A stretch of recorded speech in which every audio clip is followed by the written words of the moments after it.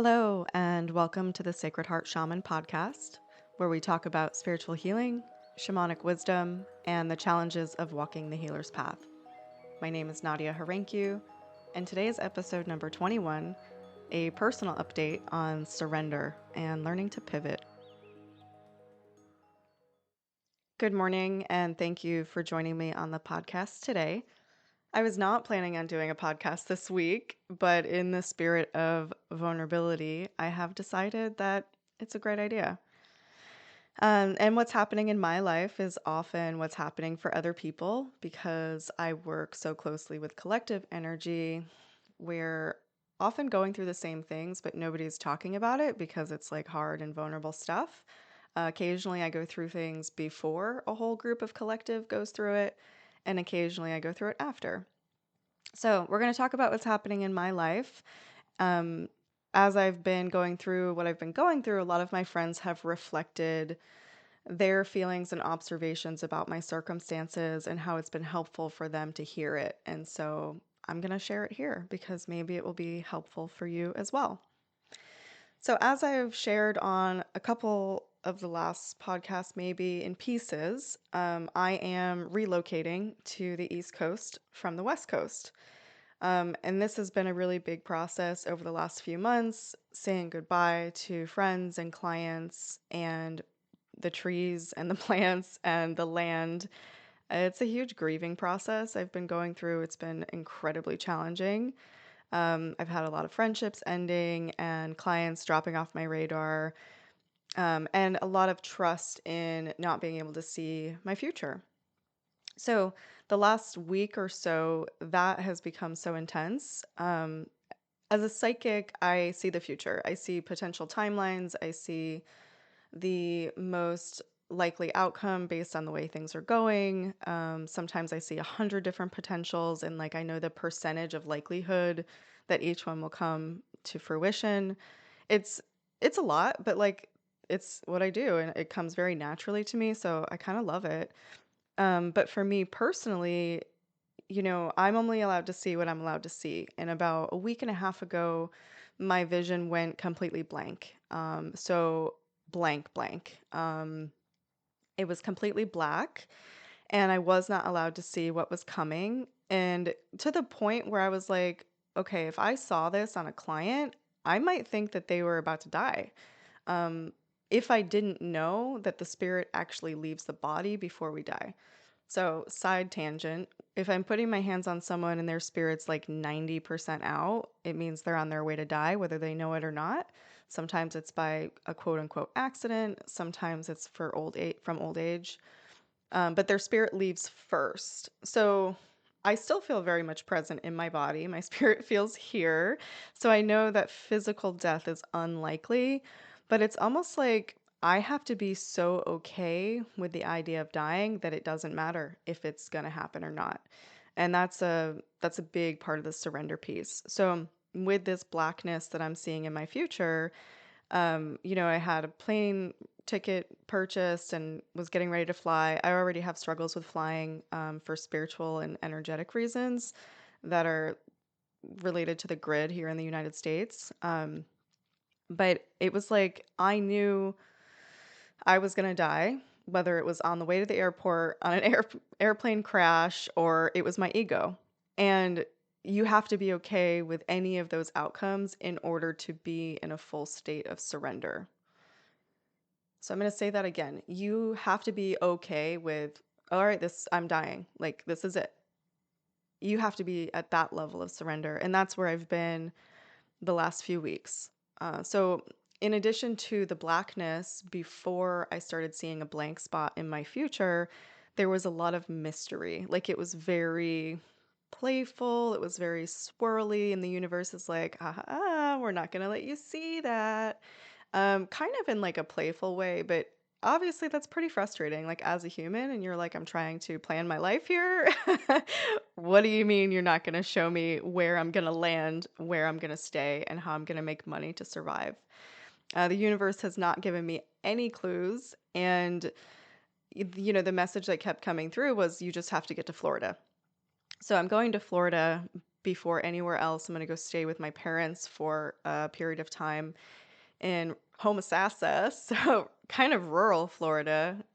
Absolutely beautiful area. And I'm really excited about it. I love Florida. I lived there for a while. I'm definitely feeling this like retirement vibe of let's lay to rest the old version of you and the old version of how you did your work so that a new version can come forward.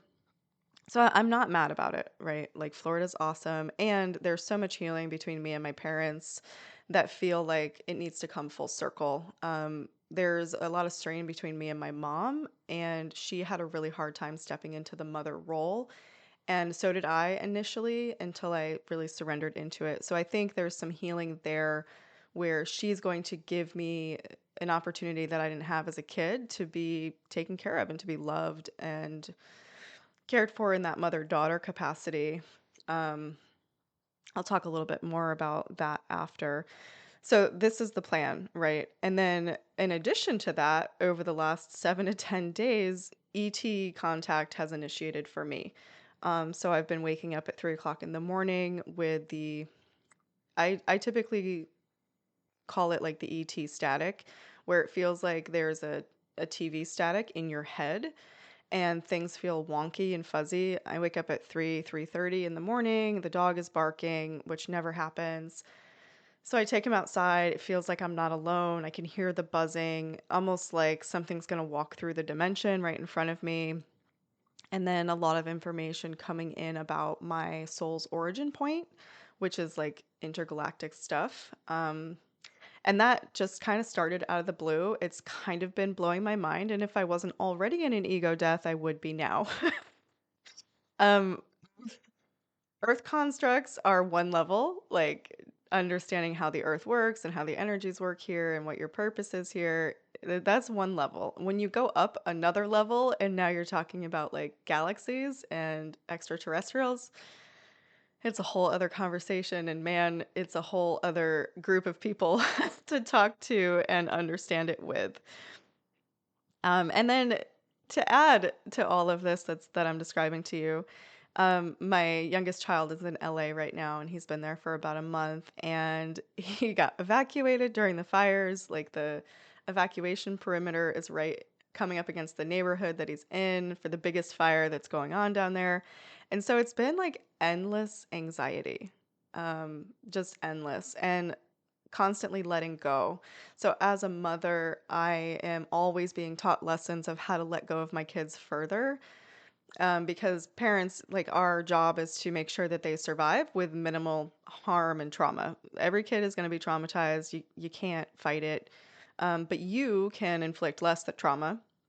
And you have to be unattached to their outcome. So you love them unconditionally. You provide them with what they need. You try not to pass down your shit, but you have to unattach to the rest. And my job as a mother for the last 19 years has been to let go, let go, let go. And me moving across country and actually giving custody to my child's father has been a really challenging part of this journey. And in my heart, I know that it's like hands down the best for everyone, even though me and my ex don't really get along. um, like on a soul level, this is what needs to happen. So, me having him down in California during the fires, completely relying on literal strangers to take care of him and make sure he gets evacuated and make sure he's cared for, is a next level surrender. So, there's that. Of 2 days ago, okay, so we'll talk about the flying. So I had a plane ticket purchased, and one for my cat and dog was prepared to fly down to Florida tomorrow. And I have been having a lot of anxiety over the last week, week and a half. Fairly normal. I get a little bit of flight anxiety because flying is a super intense experience spiritually, when you're so tapped into everything. And I kind of chalked it up to flight anxiety. This is normal, don't worry about it. But then it started to get more intense. And 2 days ago, I woke up at 2 o'clock in the morning to vomit because I was just having anxiety so bad and I couldn't figure it out. And I called my mom because, she lives on the other coast and she's awake. And we talked it out. And I decided that I was going to drive instead. And this was not ideal right off the bat because I have a cat and dog that I'll be traveling with. But driving across country is something I've already done twice in my life. Not looking forward to it again. And I had thought about it initially, but driving through the country, like during winter, alone, this is my first time doing it with a cat. It was just like, it was too much to consider. So I shelved it and bought a first class ticket instead. But as this was happening, I was like getting the really clear message I could not fly. My dog could not fly. Something was going to happen. And not in the disembodied, like, panic attack. Like, I felt it in my body. Like, this is not good. This is bad. You need to listen to what's happening. And so I knew I needed to cancel my flight. And I started that process. And that's when things got a little interesting for me. I got all the refunds and the car shipment, the airline stuff, managed to sell the kennel that I bought for my dog to fly. And all of it happened very quickly. Um, and then the flight, I didn't get a refund, but I did get a voucher, and the voucher was for the same amount that a ticket is from Florida to Rome, and I'm going to Italy in the spring. So I basically like pre-purchased my plane ticket for my Italian retreat in April. Um, and as I started to plan the road trip, things started to feel expansive in my body. I felt lighter, the physical anxiety went away. There was just this expansiveness in my chest, and I knew, okay, this was actually the plan all along. I started planning the route and looking at the weather and going the Southern Pass through the Siskiyou Pass and Mount Shasta, and the weather is clear. And that's really the most concerning part. Um, and so, yeah, things just started falling into place. I slept like a baby for the first time in weeks that night. And since I've already done this road trip twice, I have a little bit less anxiety about it than I think I normally would. But there were a lot of curious things that came up once I started planning it. So, about 10 years ago, I did my first road trip across the US. It was on my way to move to Hawaii. Um, Actually, I'd say it's more than 10 years ago. And I did it alone with my two dogs. And it was like the most liberating experience of my life. I just digested audiobook after audiobook, got to see the country for the first time, was on a new adventure. Turned out that we ended up homeless and broke in Hawaii, but like, you know, so such is life. That was one of my first big ego deaths, having to lose all my stuff. And so that happened.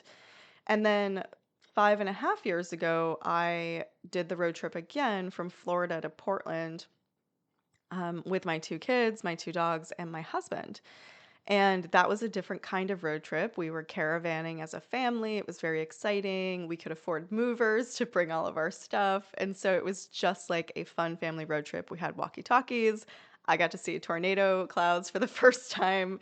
It was a whole thing. And there's actually so much medicine in the road trip itself. And so I know that what's coming is full of medicine, even if I don't know what kind.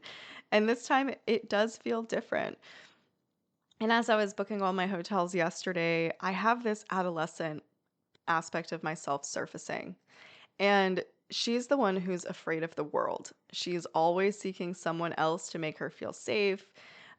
She's often doing like people pleasing stuff to make them happy, so they'll stick around. There's a lot of validation issues wrapped up in this.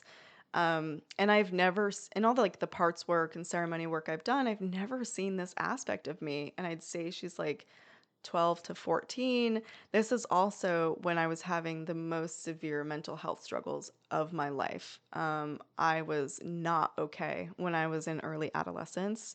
Um, and as I'm like navigating this aspect and reassuring her and understanding her, getting more information about like, oh, your body is asking for a full reset. It hasn't been safe to breathe for 19 years. Like, this part of you has been buried because you've been too busy trying to survive.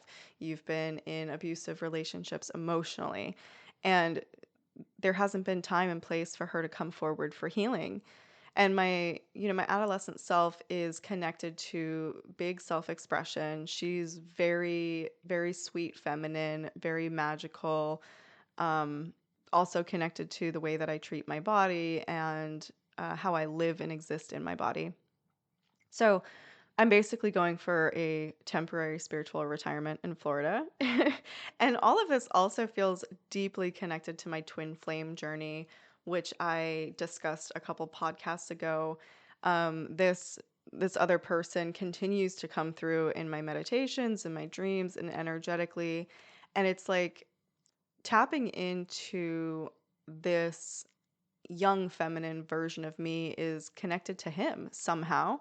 And I believe it's probably because it's the young adolescent version of him that he's working through right now. But it feels like there's still a lot of entanglement, and I've really come to a place of non-separation within myself. The twin flame journey is super interesting.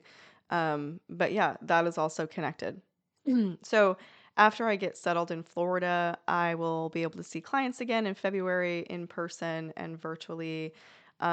Florida's land is really unique. I'm excited to have people fly down to work with me because there is this like rest. Like, if you think about why people go to Florida, there's so many retired people there. And we can talk about how it's because of the weather. It's actually not that cheap to live there. But really, the medicine of the land is rest and rejuvenation. And then when you have that kind of like sun and superficial plants all the time, right? Like the trees are relatively superficial, the swamp is relatively superficial, unlike the Pacific Northwest, where the roots and the mycelium go super, super deep. Florida exists in a different level with plant life. And that's reflected in the medicine of the land. So when I do ceremony or work with clients on that land, a lot of times there's of course many dimensions of healing that's done, but a lot of rest and rejuvenation. So I cannot wait to see people down there and start building different kinds of communities. I still have no idea how long I'll be there. And my end destination does feel like it's the Charlotte area, but it also feels very in flux. There's another piece to the puzzle that hasn't slid into place yet, and I have a feeling it has to do with partnership. So I can't get too many specifics on where I'm going. I just know the next destination. And, with all of this being said, for now, I know who I am as a person, as a soul, as a healer. I don't know, all the things. I know who I am and I know what I'm here to do. And honestly, that's the hardest part of life. Those two questions are like the crux of feeling fulfilled and satisfied and having direction and purpose. And everything else honestly doesn't matter. It's going to figure itself out. So, thank you for listening to my personal update and journey as I navigate my way in my Subaru Crosstrek across the country with Mr. Chad Michael and Mr. Baggins. Um, Looking forward to coming back to the podcast once I'm settled and talking about what's coming up. Have a great rest of your day. Thank you. If you enjoyed this podcast and want to know more about me and my work, you can find me at www.sacredheartshaman.com.